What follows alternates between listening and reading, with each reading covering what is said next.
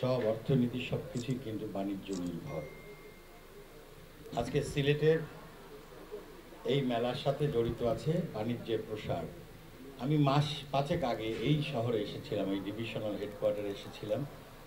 তখন আমি মন্ত্রী ছিলাম না, কিন্তু আমি আওয়ামী লীগের কেন্দ্রীয় কমিটির অর্থ ও পরিকল্পনা সম্পাদক ছিলাম এবং একটা সাব কমিটি ছিল সেই সংক্রান্ত। তার সভাপতি ছিলেন আমাদের ডক্টর মশিউর রহমান সাহেব, যিনি মাননীয় প্রধানমন্ত্রী অর্থনৈতিক বিষয় উপদেষ্টা। দুজনে এসেছিলাম, আরও ওই কমিটির অনেকে এসেছিল। অনেক ব্যবসায়ী নেতৃবৃন্দ ছিলেন, চেম্বারের প্রেসিডেন্টরা ছিলেন, রাজনৈতিক নেতৃবৃন্দ ছিলেন। আমরা দিনভর আলোচনা করেছি কি করা যায় এই অঞ্চলের মানুষের জন্য, এই অঞ্চলের অর্থনৈতিক উন্নয়নের জন্য আমাদের কি কি করণীয়। আমরা সবার কথা শুনেছি, অনেক কথা উঠে এসছে, চায় পাতার কথা এসছে, পর্যটনের কথা উঠে এসছে, মাছের কথা উঠে এসেছে, কি কি করা, নতুন শিল্প কলকারখানার কথা উঠে এসছে।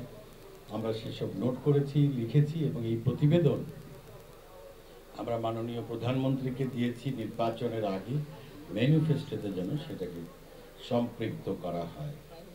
আপনারা সবাই জানেন আমি নিজে রাজনীতিবিদ, কিন্তু ব্যবসায়ীও বটে। আমার রাজনৈতিক ক্যারিয়ার হচ্ছে 53 বছর।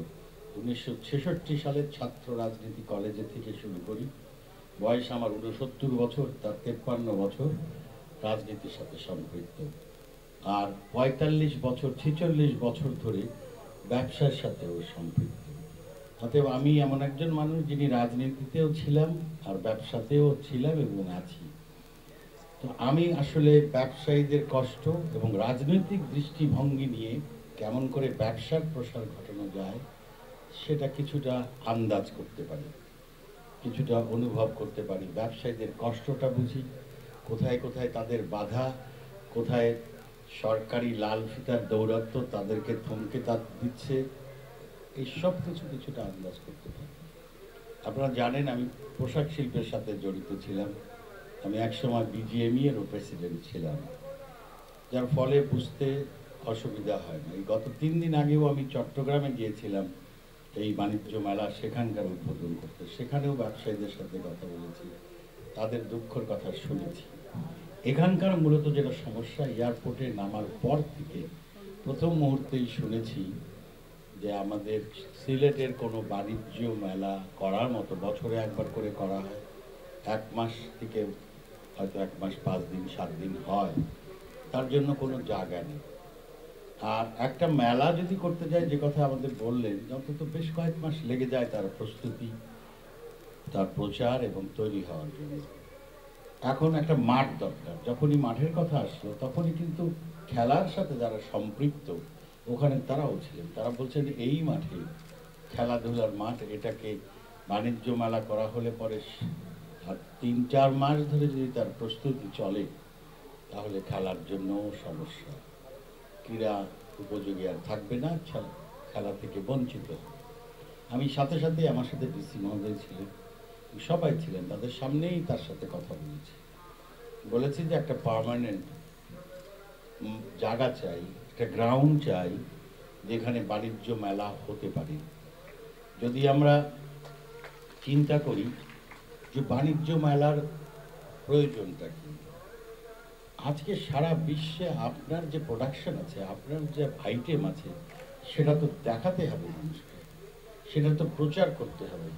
এই যে আজকে সারা পৃথিবী জুড়ে, এই যে আগামী 15 তারিখে ব্যাঙ্গালোরে সাউথ ইন্ডিয়াতে সেখানে একটা মেলা হতে যাচ্ছে। আমি সম্ভবত সেখানে যাব, কোথাও যদি নাও যাই, তা তৈরি করা হয়েছে। সেখানে পোশাক শিল্পের মেলা হবে।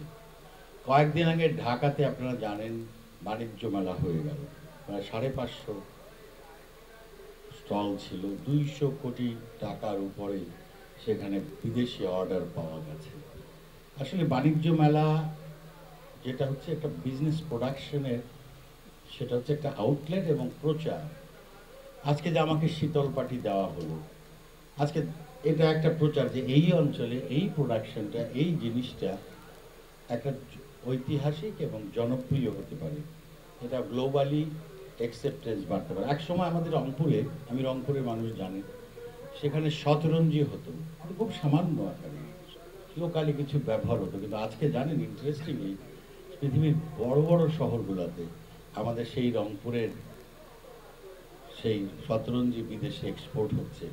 মেলাতে, ঢাকার বাণিজ্য মেলাতে সবচেয়ে ভালো স্টল কারুপণ্য নামে যে প্রতিষ্ঠান, সেটা রংপুরের এই প্রোডাকশনটা নিয়েই এসেছে। তো বাণিজ্যে আজকে প্রসার ঘটাতেই হবে, কেননা এই সরকার ব্যবসা বান্ধব সরকার। আমাদের মাননীয় প্রধানমন্ত্রী ওপেন ডোর পলিসি নিয়েছেন। আমাকে এই বাণিজ্য মন্ত্রণালয়ের দায়িত্ব দেওয়ার সময় তিনি বলেছেন যে তুমি একাধারে রাজনীতিবিদ এবং তুমি ব্যবসায়ী, অতএব যা যা করণীয় এই কাজগুলো তোমার করতে হবে। আমি সিলেটের ব্যাপারে আমার পাশে কামরুল ভাই বলতেছিলেন, কামরান ভাই বলতেছিলেন, শফিক ভাইয়ের সাথেও কথা হচ্ছিল। একটা মাঠ আমাদের দরকার। ডিসি সাহেবকে বললাম এই মাঠটাকে বাদ দিতে হবে খেলার মাঠ, আর একটা মাঠের ব্যবস্থা করেন যেটা আমাদের বাণিজ্য বছরের জন্য বাণিজ্য মেলা একটা সময় করা যেতে পারে।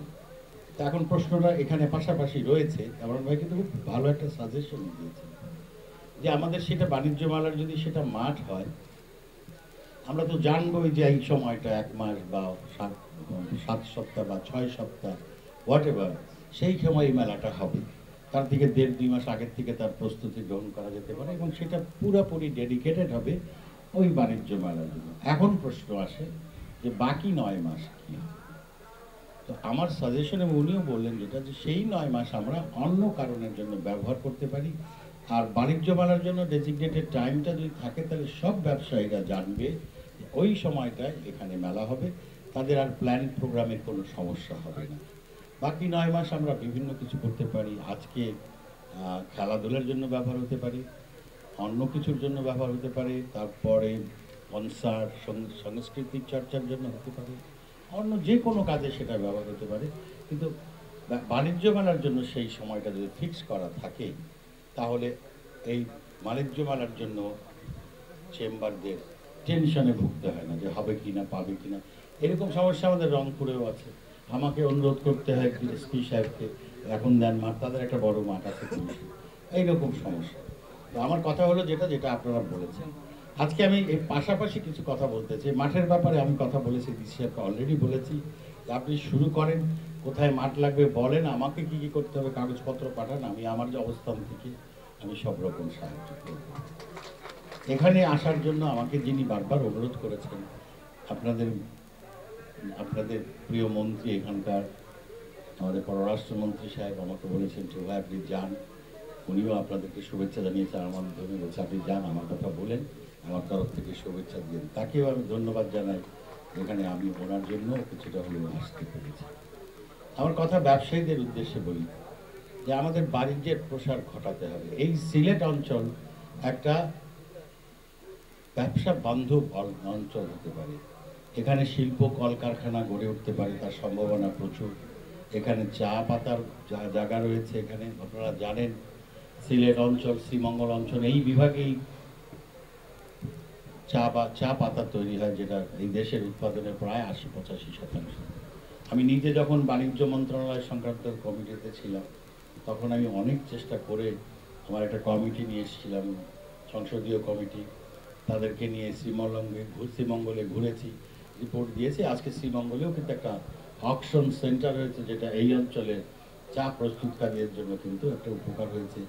এখন একবার করে হচ্ছে, আশা করি আগামীতে 2বার করে হবে, দুইবার চিটাগাঙে 2বার, এখানে 2বার। সেটাও কিন্তু এই অঞ্চলে।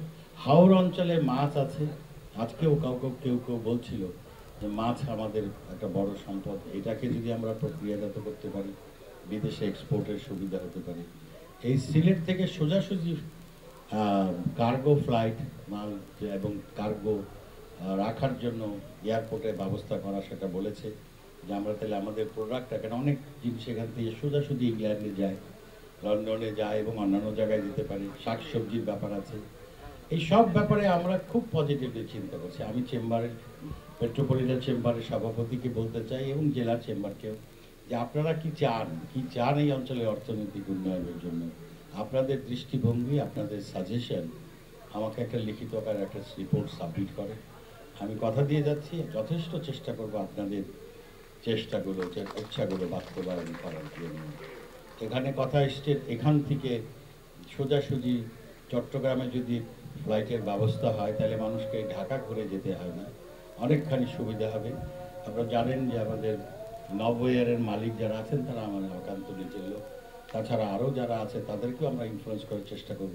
অন্তত প্রতিদিন যদি সম্ভব হয় একটা করে ফ্লাইট এখান থেকে ডাইরেক্টলি চিটাগং যায় এবং চিটাগং থেকে আসে, তাহলে ব্যবসায়ীদের জন্য অনেকখানি সুবিধা হবে।